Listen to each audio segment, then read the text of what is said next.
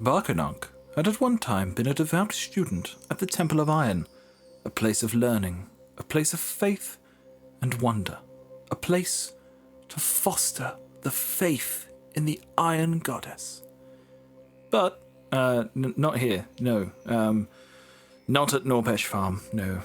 Norpesh Farm had been left to him by his dying uncle. Of course, it couldn't much be called a farm when he first arrived. The Master's Villa, much like the rest of this small peninsula just north of the Great Library, had been brought to ruin after years of neglect and raids from the nearby pillager fort. At the time he arrived, he had wanted to quickly sell up and get back to his studies. But after looking through his uncle's belongings, he'd found himself a journal, a collection of notes detailing his uncle's life on the farm.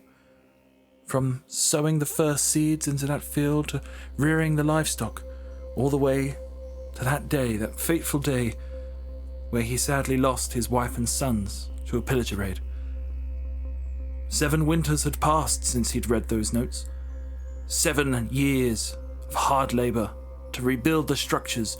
7 years of bartering with the new Kopeshi merchants to get the best livestock that he could. Well, settling, finally, for some breeds that perhaps weren't best suited to the terrain, but he would replace them when he could. All that hard work, and yet it was now only just starting to pay off. He looked out over the lands from the balcony of the Great Library and smiled as he saw her walking up the road to his villa.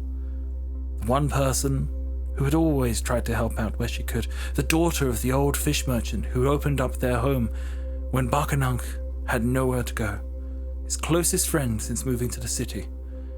He turned to head down the stairs, determination on his face. Today was the day, he told himself. Today is the day I tell her how I feel.